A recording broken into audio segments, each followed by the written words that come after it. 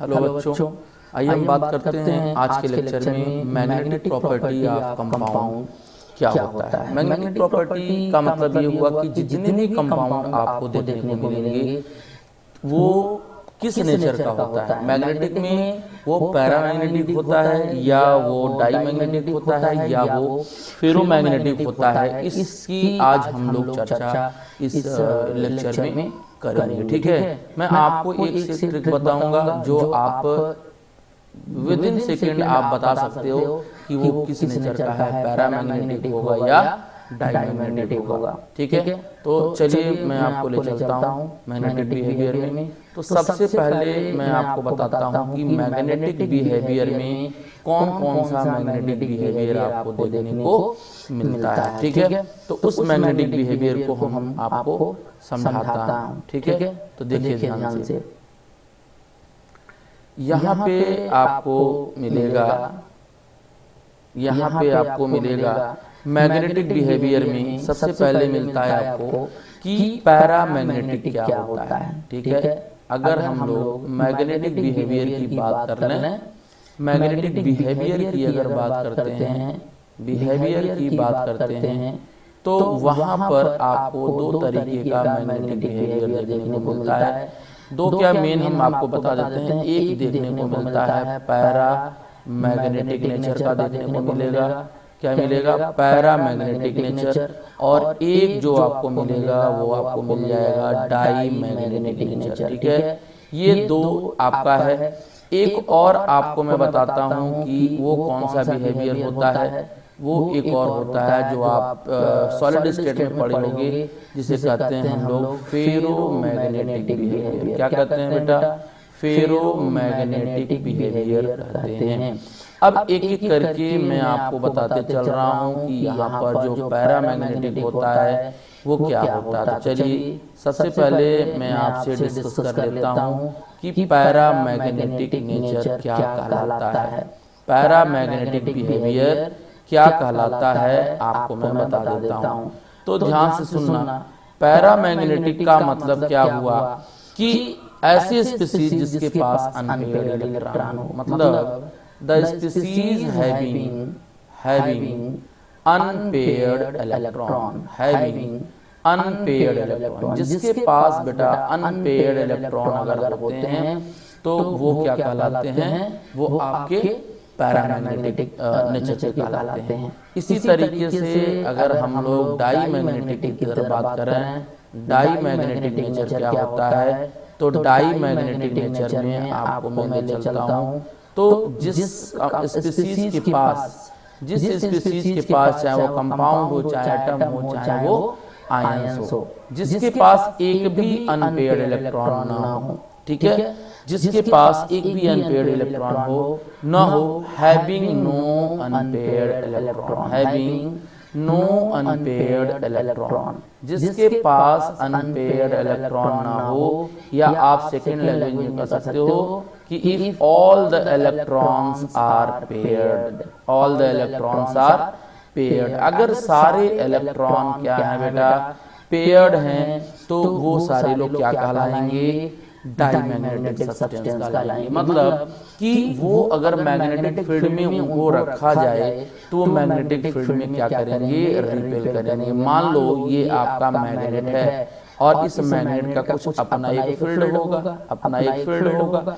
अच्छा, अगर हम लोग इस मैग्नेटिक फील्ड के अंदर ऐसे सब्सटेंस को रखें जिसके पास अनपेयर्ड इलेक्ट्रॉन जीरो हो, जिसके पास क्या हो?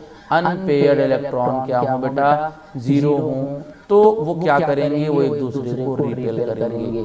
तो जो एक दूसरे को अगर रिपेल करते हैं तो इसका मतलब क्या होगा कि वो डाईमैग्नेटिक नेचर का होगा। और अगर वो एक दूसरे को अट्रैक्ट करते हैं, जैसे मान लो कि यह एक मैग्नेटिक फील्ड है, मान लो कि यह एक क्या है, यह एक क्या है, एक मिनट बेटा, ये आपका एक मान लो मैग्नेटिक फील्ड, ठीक मान लिया जाए कि यहाँ पर एक मैग्नेटिक फील्ड हम जनरेट कर रहे हैं। देखो ध्यान से, यहाँ पर एक आपकी मैग्नेटिक फील्ड जनरेट करते हैं। 2 मिनट जरा, मैं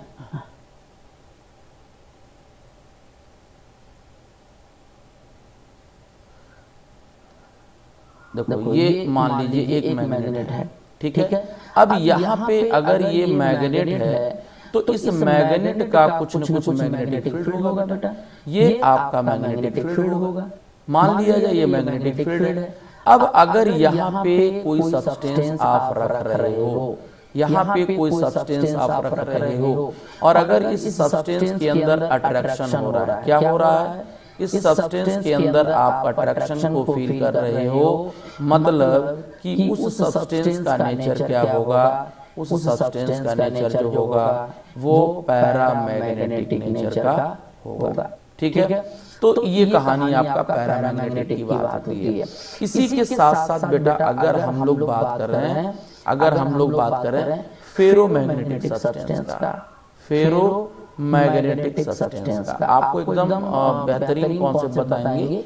फेरोमैग्नेटिक सब्सटेंस क्या होता है इसके बारे में जरा हम लोग चर्चा कर लेते हैं तो अच्छा रहेगा। फेरोमैग्नेटिक सब्सटेंस का मतलब ये होता है कि ऐसे सब्सटेंस जिसको मैग्नेटिक फील्ड में रखने पर और दोबारा मैग्नेट को हटाने के बाद वो परमानेंट मैग्नेट की तरह बिहेव करने लगे, वो एक परमानेंट मैग्नेट बन जाए, उसी मैग्नेटिक फील्ड, उसी प्रॉपर्टी को हम क्या कहते हैं, फेरोमैग्नेटिक सब्सटेंस। देखो गांव में जो बच्चे छोटे बचपन में खेलते हैं तो करते क्या है कि कील को मैग्नेट के कांटेक्ट में रख करके और छोड़ देते हैं, फिर कुछ समय के बाद जब वो मैग्नेट को हटाते हैं, दोनों को सेपरेट करते हैं, तो वो ऑब्जर्व ये करते हैं कि वो जो कील होता है वो परमानेंट मैग्नेट की तरह काम करने लगता है, बिना मैग्नेटिक फील्ड में रहे वो परमानेंट मैग्नेट की तरह क्या करने लगते हैं, वर्क करने लगते हैं। तो उस सब्सटेंस को हम क्या बोलेंगे,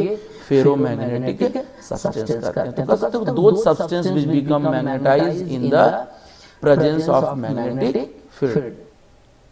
और जब मैग्नेटिक फील्ड को हटा दिया जाए, जैसे एक एग्जांपल समझाते हैं तो अच्छा था तो समझ में आएगा। मान लो कि यह एक सब्सटेंस है, मान लो कि यह एक सब्सटेंस है, सॉरी यह तुम्हारा एक सब्सटेंस है, यहाँ पर क्या हो रहा है, यहाँ पे एक सब्सटेंस हमने ले लिया, ये तुम्हारा सब्सटेंस है और बेटा ये सब्सटेंस जो है यहाँ पर एक मैग्नेट रखा गया है, यहाँ पर क्या रखा गया है, एक मैग्नेट रखा गया है। तो मैग्नेट के कांटेक्ट में इसको रखा गया है, इसको मैग्नेट के साथ अटैच करके चिपका करके रखा गया है। कुछ दिनों तक मैग्नेट के साथ क्या करके रखा गया है, कुछ दिनों तक मैग्नेट के साथ ये इस तरीके से इसको कांटेक्ट में करके ऐसे रखा गया है। तो देखा ये जाता है कि जब इस मैग्नेट से इसको रिमूव किया जाता है, यानी दूर कर दिया जाता है, मैग्नेट से इसको दूर कर दिया जाता है, तो ये सब्सटेंस फिर परमानेंट मैग्नेट की तरह, परमानेंट मैग्नेट की तरह बिहेव करने लगता है। इसका मतलब क्या हुआ कि ऐसे सब्सटेंस को क्या कहते हैं हम, ऐसे सब्सटेंस को क्या कहते हैं, फेरोमैग्नेटिक सब्सटेंस कहते हैं। क्या कहते हैं, फेरोमैग्नेटिक सब्सटेंस कहते हैं। समझ में आ रहा है ये बात, सबको क्लियर हो रही है। तो ये कहानी है। इसके बाद अगर हम लोग नेक्स्ट बात कर लें कि मैग्नेटिक मोमेंट डिपेंड किस पे करता है बेटा, जो मैग्नेटिक मोमेंट होता है, मैग्नेटिक मोमेंट जो होता है वो डिपेंड किस पे करता है, मैग्नेटिक मोमेंट जो होता है वो डिपेंड किस पे करता है, ये दो बातों पे बेटा डिपेंड करता है। एक इस पे करता है, एक डिपेंड करता है कि स्पिन मैग्नेटिक मोमेंट क्या है, स्पिन मैग्नेटिक मोमेंट क्या है। ठीक है बेटा, स्पिन मैग्नेटिक मोमेंट क्या है। देखो ध्यान से अगर सुनोगे तो लेक्चर अच्छा लगेगा। और एक होता है बेटा ऑर्बिटल, ऑर्बिटल मैग्नेटिक मोमेंट होता है, इसे कहते हैं ऑर्बिटल मैग्नेटिक मोमेंट कहते हैं। तो ये बात आपको क्लियर हो गई। अच्छा, स्पिन मैग्नेटिक मोमेंट को निकालने का क्या फंडा होता है, क्या तरीका होता है, आप जानते हो कि मैग्नेटिक मोमेंट को हम लोग म्यू से लिखते हैं। तो म्यू इज इक्वल टू क्या होता है, अंडर रूट n प्लस 2 और यहाँ पे क्या होता है, bm होता है। ये वाला फॉर्मूला जो होता है बेटा, ये वाला जो फॉर्मूला होता है ये आपका होता है किसका, स्पिन मैग्नेटिक मोमेंट का होता है। ठीक है, तो यहाँ पे जो n होता है, n is equal to number of unpaired electron, number of unpaired electron होता है बेटा। ठीक है, ये क्या होता है, नंबर ऑफ अनपेयर्ड इलेक्ट्रॉन होता है। तो अच्छा, यहाँ पे जो Bm लिखा होता है, जो आप देख रहे हो यहाँ Bm लिखा हुआ है बेटा, तो Bm क्या होता है, यह यूनिट होता है। क्या होता है, उसका यूनिट होता है। और इसका मतलब क्या होता है, बोर मैग्नेटॉन होता है, बोर मैग्नेटॉन इसको कहते हैं। तो इसका फुल फॉर्म यही होता है। अब ऑर्बिटल की, अगर ऑर्बिटल की बात किया जाए, ऑर्बिटल मैग्नेटिक मोमेंट की बात किया जाए, तो देखो एफ ब्लॉक को छोड़ दिया जाए, अगर एफ ब्लॉक एलिमेंट को अगर छोड़ दिया जाए, मेरी बात ध्यान से समझिएगा, एफ ब्लॉक एलिमेंट को अगर छोड़ दिया जाए, इनके अलावा एफ ब्लॉक एलिमेंट को अगर छोड़ दिया जाए, तो जितने भी आपका होते हैं एलिमेंट, जैसे आपका एस ब्लॉक हो गया एलिमेंट, पी ब्लॉक का हो गया, डी ब्लॉक का एलिमेंट हो गया, तो इनका जो ऑर्बिटल एंगुलर मोमेंट होता है वो निग्लिजिबल होता है। क्या होता है, निग्लिजिबल होता है, मतलब उसको निगलेक्ट मान लिया जाता है। समझ में आ गया सबको। तो हम जो भी बात करते हैं स्पिन के बारे में बात करते हैं, लेकिन एफ ऑर्बिटल अगर आ गया, उसके बारे में मैग्नेटिक मोमेंट अगर आपसे पूछ दिया, तो आपको यहाँ पे ऑर्बिटल मैग्नेटिक मोमेंट को अवॉइड नहीं करना है। ठीक है, अच्छा, एक सवाल इस पे सेकेंड ईयर में पूछा हुआ क्लास 12 में, दोनों के अनपेयर्ड इलेक्ट्रॉन सेम होते हैं लेकिन मैग्नेटिक मोमेंट अलग अलग होता है। तो वहां पे यही फंडा लगाया जाता है, यही कॉन्सेप्ट लगाया जाता है, जो कॉन्सेप्ट आपको मैं यहाँ अभी समझा रहा हूँ कि यहाँ पे जो ऑर्बिटल मैग्नेटिक मोमेंट है वो सिर्फ ये ब्लॉक एलिमेंट के लिए होता है, और ये आपका जो है यह स्पीड के डी के लिए नहीं होता है। अब चलिए इसका एप्लीकेशन जरा देखा जाए। जिससे देखो शॉर्टकट में बता रहा हूं, आपने स्पिन मैग्नेटिक मोमेंट करने के लिए बताया, तो आप क्या बोले हो, n+2 और यहाँ पे बोर मैग्नेटॉन। आपको एक बेहतरीन मैं फंडा बता रहा हूँ, उस फंडे को आपको चलना होगा, उस फंडे से आपको चलना होगा, तो आप आसानी से उसको समझा पाओगे। जैसे मान लो कि अगर n की वैल्यू आपके पास 1 दे दिया है, अगर मान लीजिए n की वैल्यू 1 दे दिया है, तो आप यहाँ पे मैग्नेटिक मोमेंट कैसे निकालोगे, अंडर रूट यहाँ 1 हो जाएगा और यहाँ 1+2 हो जाएगा। ठीक है, तो क्या आ जाएगा, अंडर रूट 3 हो जाएगा। तो इसका जब वैल्यू निकालोगे तो स्क्वायर रूट 1.73 के समथिंग आता है।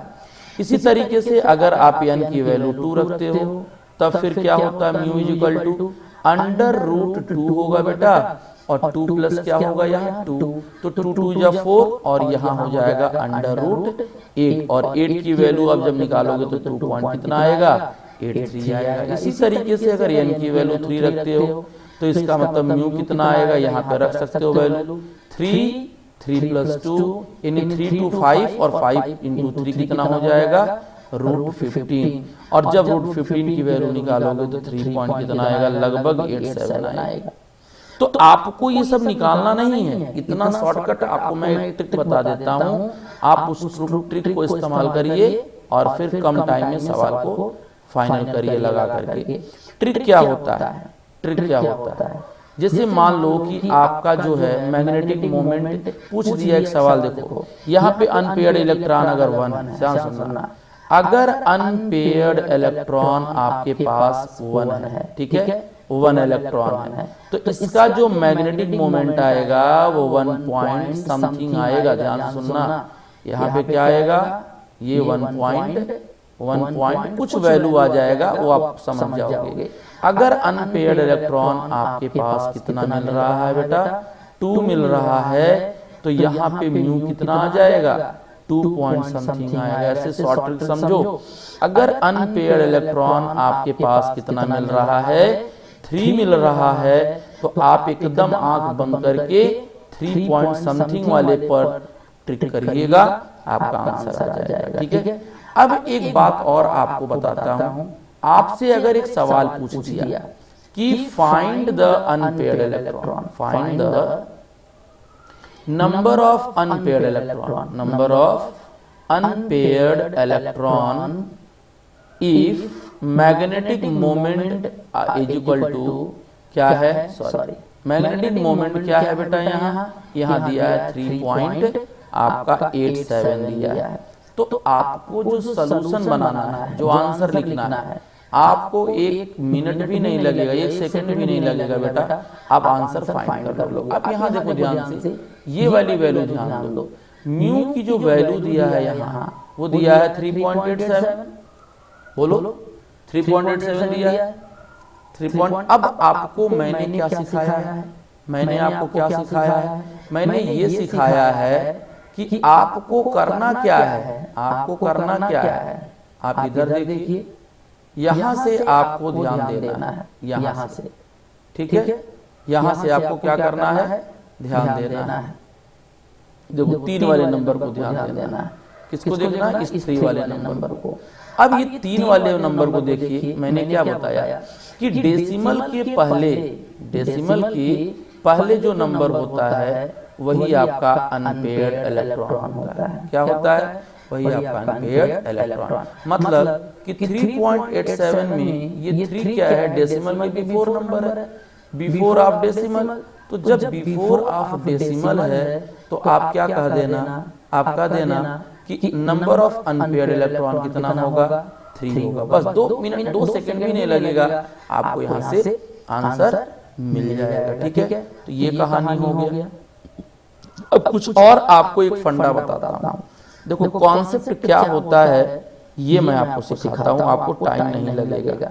कॉन्सेप्ट देखो क्या कहता है, जितने भी अल्कली मेटल होते हैं बेटा, जितने भी, पहला कॉन्सेप्ट क्या है कि जितने भी अल्कली मेटल होते हैं, अल्कली मेटल हो या उनके सॉल्ट हो, ठीक है, अल्कली मेटल जितने भी होते हैं वो हमेशा पैरामैग्नेटिक होते हैं। क्या होते हैं, पैरामैग्नेटिक होते हैं। बहुत बड़ी बात मैं आपको समझा रहा हूँ, जो शॉर्ट ट्रिक आपको काम देने वाला है, आपको कंपाउंड तोड़ना नहीं है। जैसे मान लो कि आपके पास क्या है, यहाँ पर आपके पास यहाँ पे सोडियम है, तो सोडियम के बैलेंस सेल में कितना इलेक्ट्रॉन होगा, अगर इस तरह निकाला जाए तो ये एक ही इलेक्ट्रॉन है। अगर ऐसे निकालते हो 1s2, ठीक है, 2s2, फिर 2p6, फिर आपका 3s1, तो ये आपका क्या है, ये आपका अनपेयर्ड इलेक्ट्रॉन है। तो अगर अनपेयर्ड इलेक्ट्रॉन आता है,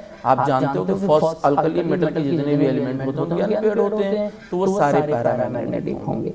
ठीक है, वो सारे क्या होंगे, पैरामैग्नेटिक होंगे। लेकिन दूसरी बात आप ध्यान से सुनिए, salt of alkali metal, salt of alkali metal, जितने भी अल्कली मेटल के सॉल्ट होते हैं बेटा, वो सारे क्या होंगे, आपके डाई मैग्नेटिक होंगे। क्या होंगे, डाई मैग्नेटिक होंगे। ये बात आपको समझ में आ गई, ये सबको क्लियर हुआ। ये आप अगर अच्छे से समझ जाओगे तो ये सब सवाल आपके लिए बहुत छोटी छोटी चीजें हो जाएंगी। अब आपको एग्जांपल बताता हूँ तो अच्छा लगेगा। जैसे मान लो आपसे मैं पूछ दिया NaCl, KCl, ठीक है, RbCl, फिर RbCl और ये क्या है, CaCl। तो जब तक ये सोडियम अकेले था, जब तक पोटेशियम अकेले था, जब तक रुबिडियम अकेले था, जब तक सीजियम, तो ये सारे के पास 1 अनपेयर्ड इलेक्ट्रॉन था। और 1 अनपेयर्ड इलेक्ट्रॉन होने की वजह से ये लोग कैसा काम कर रहे थे, पैरामैग्नेटिक की तरह काम कर रहे थे। लेकिन जैसे ही इन्होंने साल्ट बना डाला, देखो plus minus plus minus plus minus, जैसे ही इन लोगों ने साल्ट बना डाला तो यहाँ पर Na पॉजिटिव हो गया ना बेटा, तो अब क्या होगा, 1s2, 2s2 और यहाँ 2p6। अब 2p6 में देखो जरा कितने अनपेयर्ड, 1 2 3 4 5 6, तो अनपेयर्ड इलेक्ट्रॉन कितना है, अनपेयर्ड इलेक्ट्रॉन आपका 0 है। इसका मतलब क्या होंगे, ये सारे लोग क्या होंगे, डाई मैग्नेटिक होंगे। क्या होंगे, डाई मैग्नेटिक। समझ में आ गई मेरी बात। तो ये कहानी। उसके बाद दूसरी पॉइंट पे मैं आपको ले चलता हूँ। सेकंड पॉइंट में याद रखना कि all the alkaline earth metal, all the alkaline earth metal. ठीक है, जितने भी अल्कलाइन अर्थ मेटल बेटा होते हैं वे हो या उसके सॉल्ट हो, एंड इट्स सॉल्ट। ध्यान से सुनना, बहुत बड़ी बात बता रहा हूं। वो हो या उसके क्या हो, सॉल्ट हो, वो सारे लोग डाईमैग्नेटिक नेचर के होंगे। क्या होंगे? वो सारे लोग डाईमैग्नेटिक नेचर के होंगे। मतलब उनके अंदर अनपेयर्ड इलेक्ट्रॉन 0 होगा, n की वैल्यू 0 होगा। मतलब अगर आप म्यू निकालते हो और n को आप इस फार्मूले में 0 पुट करते हो तो आप क्या पाओगे? 0 ही तो पाओगे। म्यू इक्वल टू क्या पाओगे? 0। तो यही कहानी, जितने भी अल्कली मेटल होते हैं, जैसे मान लो मैं आपको एग्जाम्पल की तरफ ले चलता हूँ तो एग्जाम्पल समझ में आएगा। ठीक है, जैसे मान लो आपने मैग्नीशियम ले लिया, तो मैग्नीशियम में आप देख रहे हो कि यस में जो इलेक्ट्रॉन है 2s2 है, ठीक है, 2p6 है और यहाँ पर 3s2 देख रहे हैं। तो यहाँ पे तो 2 इलेक्ट्रॉन भरा हुआ है, यहाँ पे तो पेयर में है। तो जब पेयर है तो यानी इक्वल टू 0 और 0 होगा तो क्या होगा? ये डाईमैग्नेटिक होगा। ठीक है ना, क्लियर हो गया। लेकिन अगर मान लो ये MgCl2 बना रहा है तो भी तो ये +2 बनेगा यहाँ। तो जब Mg पे +2 बनेगा यहाँ तो क्या बनाएगा? ये बनाएगा 1s2, 2s2 एंड 2p6 और p6 आप देख रहे हो पूरे के पूरे यहाँ मस्त भरे पड़े हुए हैं। मतलब कि अगर यहाँ पर भी n 0 है तो आप कह सकते हो कि this compound will be also diamagnetic, this compound will be also diamagnetic. Is it clear? ये भी आपको समझ में आ गया होगा। तो ये कहानी इसका होता है। इसके बाद और भी मैं आपको ट्रिक बताता हूँ। जैसे एक सवाल पूछा हुआ है, एक सवाल पूछा हुआ है, बड़ा अच्छा सवाल पूछा हुआ है। मैं आपको अलग पेज पे ले चल सकता हूँ। और एक सवाल देखो क्या पूछ रहा है, करा calculate spin magnetic moment, spin magnetic moment. ये सवाल पूछा हुआ है।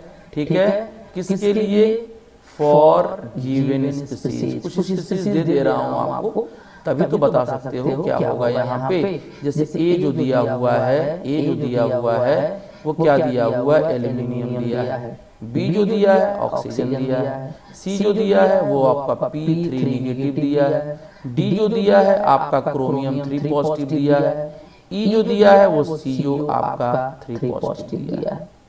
ठीक है, तो आप एक बात समझ लेना कि जहां जहां अनपेयर्ड, से आपको बता दूं कि यहाँ पे जो मैग्नेटिक मोमेंट आएगा वो 1.73, आप निकाल के देखिएगा, मैं निकाल के रख बैठा हूँ। यहाँ पे जो आएगा वो 2.83 आएगा और यहाँ पे जो आएगा वो 0, क्योंकि अनपेयर्ड इलेक्ट्रॉन होगा नहीं। और यहाँ पे जो आएगा वो 3.87 और यहाँ जो आएगा वो 4.90। तो आप ये बात ध्यान देना है कि एल्युमिनियम में अनपेयर्ड इलेक्ट्रॉन कैसे आया है, आपको एक बात समझा देता हूं और आप उसका बाकी निकाल सकते हो। जैसे मान लो कि आपके पास क्या है, आपके पास एल्युमिनियम है, एल्युमिनियम का एटॉमिक नंबर आपको पता है, तो कोई दिक्कत नहीं, आप इतना तो काम कर सकते हैं। 2p6 और क्या होगा 3s2 और 3p1 हो जाएगा। यहाँ पे एक अनपेयर्ड इलेक्ट्रॉन दिख रहा है, ख्याल से देखो, ध्यान से देखो, इसमें आपको एक अनपेयर्ड इलेक्ट्रॉन दिख रहा है, मतलब यहाँ एक हो गया और एक है तो 1 पॉइंट देखो दिख रहा है। यहाँ मैंने आपको क्या सिखाया था कि 1.73 अगर है तो ये क्या कहलाएगा, अनपेयर्ड इलेक्ट्रॉन कहलाएगा। तो इससे आपका टाइम भी बच जाएगा और आप हाई स्पीड से अपना पेपर भी सॉल्व कर सकते हो। ठीक है, तो ये कहानी रहा। अब देखो, अगर आपको दिक्कत है तो आप इलेक्ट्रॉनिक कॉन्फ़िगरेशन एक बार देख लीजिए, कैसे इलेक्ट्रॉनिक कॉन्फ़िगरेशन को फिल किया जाता है, तो आपको दिक्कत नहीं होगा। एक सवाल आपको और मैं आपको दिखाता हूँ, बताता हूँ, तो हो सकता है और आपको कॉन्सेप्ट में क्या आएगी, क्लियरिटी आएगी। चलिए सवाल की तरफ चलते हैं। देखिए, कह रहा है कि which of the following, which of the following, which of the following, ठीक है, pair is not a diamagnetic, pair is not a diamagnetic. कौन इसमें से पेयर डायमैग्नेटिक की तरह काम नहीं करेगा? ठीक है, तो ए ऑप्शन आपको मैं दे रहा हूँ, सारे ऑप्शन मैं आपको दे रहा हूँ, आपको सिर्फ बताना है। Cu 1 पॉजिटिव है, Hg 1 पॉजिटिव है, बी ऑप्शन क्या होगा, Zn 2 पॉजिटिव है, Mn बेटा 2 पॉजिटिव है, सी ऑप्शन में आ जाओ, Fe 2 पॉजिटिव है, Ni आपका 2 पॉजिटिव है, और Sc 3 पॉजिटिव है, और Ti आपका 2 पॉजिटिव है। ठीक है, तो एक बात समझो, अगर हम पहले वाले ऑप्शन में आ जाएं तो कॉपर जब था तो क्या था, ये याद करो, 3d10 4s1 था, और यहाँ पे आपका नोबेल गैस होता है। ठीक है, जब कॉपर पॉजिटिव होगा तो यहाँ क्या हो जाएगा, यहाँ क्या हो जाएगा, ये हो जाएगा 3d10 और 4s0। इसका मतलब ये तो आपका डायमैग्नेटिक नेचर का होगा। इसका मतलब क्या हुआ, डायमैग्नेटिक नेचर का होगा।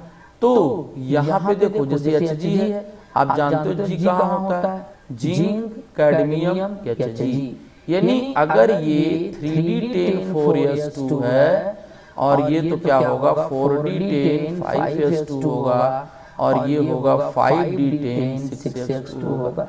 तो यहाँ पे एक पॉजिटिव है, एक पॉजिटिव का मतलब क्या हुआ, नोबेल गैस तो रहेगा ही, और प्लस यहाँ पे हो जाएगा 3d10 4s1 हो जाएगा। ठीक है, तो ये तो आपका पैरामैग्नेटिक कैटेगरी में देखने को मिल रहा है। तो इस तरीके से आपका ये होमवर्क है, आप सबको चेक कर लेना है, आपको सबको चेक कर लेना है। देखो यहाँ पे तो ये डायमैग्नेटिक का काम कर रहा है, डायमैग्नेटिक, लेकिन ये तो आपका पैरा होगा बेटा। क्यों? क्योंकि यहाँ पर 1 आ रहा है, यहाँ पे देखो, ये 4s1 का मतलब क्या हुआ, पैरामैग्नेटिक हो रहा है। ठीक है, तो आप बाकी अपने हिसाब से चेक कर लीजिएगा कि किस तरीके से आपका यहाँ पे देखने को मिलेगा। तो इतनी बातें आप समझ लीजिए, इतनी चीजों को आप मैं बेसिक प्रॉपर्टी आपको मैंने समझा दिया, और इसी प्रॉपर्टी के बेसिस पर आपको डायमैग्नेटिक कौन सा होता है, पैरामैग्नेटिक कौन सा होता है, आप इससे आप अपने टॉपिक को अच्छी तरीके से स्ट्रॉन्ग कर सकते हो, मजबूत कर सकते हो। ये जरूर ध्यान देना कि अगर कोई एलिमेंट या ब्लॉक का है तो उसमें दोनों चीज मिलेगा, ऑर्बिटल भी मिलेगा, स्पिन भी मिलेगा। तो वहां पे उसकी वैल्यू बढ़ जाएगी, वहां पे उसकी क्या वैल्यू हो जाएगी, बढ़ जाएगी। एक सवाल आपको मैं बता देता हूँ, एक सवाल आपको मैं बता देता हूँ, ध्यान से सुनिएगा, तब मैं बंद कर दूंगा, मतलब लेक्चर को क्लोज करूंगा। कह रहा है कि which one of the following, which of the following, which of the following, बहुत अच्छा सवाल है, मैं आपको एक बार समझा देता हूँ तो आपको अच्छा लगेगा। Following lanthanide, lanthanide has maximum magnetic moment. अच्छा, अब यहाँ ध्यान देना, यहाँ पे ये नहीं बोल रहा है कि स्पिन, यहाँ तो मैग्नेटिक मोमेंट सिर्फ बोल रहा है, तो इसका मतलब हो सकता है दोनों हो जाए। जैसे आपका गैडोलिनियम है, बी आपका EU है, सी आप आ जाइए टर्बियम है, फिर आपका डी आ जाइए ND है। ठीक है, तो यहाँ पे जब भी बात करना तो सिर्फ स्पिन के लिए नहीं बात करना, आपको सिर्फ क्या बोल रहा है यहाँ पे, आप ध्यान से देखो तो सवाल में ये मैग्नेटिक मोमेंट बोल रहा है, ये नहीं बोल रहा कि आप स्पिन वाला निकालिए। आपको अगर मैग्नेटिक मोमेंट कह रहा है, इसका मतलब क्या हुआ, इसका मतलब ये हुआ कि वो आपको स्पिन मैग्नेटिक मोमेंट भी बोल रहा है, स्पिन मैग्नेटिक मोमेंट भी बोल रहा है, और उसी के साथ आपसे क्या बोल रहा है, ऑर्बिटल मैग्नेटिक मोमेंट बोल रहा है। तो आप जानते हो कि यह ब्लॉक में हम लोग इसको अवॉइड नहीं कर सकते हैं। ठीक है, तो आप चेक करिएगा, आप चेक करिएगा, ये नहीं कि गलती से गैडोलिनियम लगा दें क्योंकि अनपेयर्ड इलेक्ट्रॉन यहाँ आएगा तो हाई बोल दोगे, तो यहाँ आ जाओगे ND में। ये इसमें जब बात करोगे तो यहाँ पे स्पिन भी आएगा और मैग्नेटिक भी आएगा, दोनों वैल्यू जोड़ करके जब निकालोगे तो उसकी वैल्यू हाई आएगा। क्यों? क्योंकि आप स्पिन में कुछ जोड़ रहे हो, आप स्पिन मैग्नेटिक मोमेंट में कुछ ऐड कर रहे हो, तो ये वैल्यू तो बढ़ेगा ही, म्यू की वैल्यू टोटल तो बढ़ेगा ही। तो ये कहानी है। मेरी बात समझ में आ रहा है? क्लियर हो रहा है? तो ये जरूर ध्यान दीजिएगा कि यहाँ पे जो सवाल पूछेगा उसमें एफ ब्लॉक का एलिमेंट अगर आता है तो अगर सारे एफ ब्लॉक का आएंगे तब देखना है किसके पास अनपेयर्ड ज्यादा है, प्लस स्पिन वाला कुछ न कुछ, ऑर्बिटल वाला कुछ न कुछ ऐड हो जाएगा। लेकिन आपके जो सिलेबस में है वो सिर्फ स्पिन वाले पे पूछा हुआ है, लेकिन एक सीबीएसई का जो बोर्ड का पेपर है उसमें पूछा हुआ था कि ये दो एलिमेंट दिया था, दो आयंस दिया था और बोला था कि दोनों में अनपेयर्ड इलेक्ट्रॉन सेम है, तो एक का मैग्नेटिक मोमेंट ज्यादा और एक का कम कैसे हो सकता है। तो वहां पे यही फंडा है, ऑर्बिटल मैग्नेटिक मोमेंट को वहां पे ऐड करके दिखाया जाता है। सबको समझ में आ गया? तो ये रहा आपका एक छोटा सा टॉपिक जो आपको मैंने समझा दिया। तो देखो ये लेक्चर इसलिए मैंने आपको बताया, कहीं भी आपको बहुत डिटेल नहीं हुआ, शॉर्ट ट्रिक से डिटेल तो हुआ लेकिन शॉर्ट ट्रिक तक टेक्निक से हुआ, ताकि आप कम टाइम में क्वेश्चन को जल्दी अटेंड कर सकें। ठीक है, तो आज का लेक्चर यहीं समाप्त होता है। इससे पहले आपको अगर लेक्चर अच्छा लग रहा है, समझ में आ रहा है, तो आप लेक्चर को शेयर कर दीजिए, मत लाइक करिए, शेयर कर दीजिए। बस यही है। इसी के साथ सबको नमस्कार।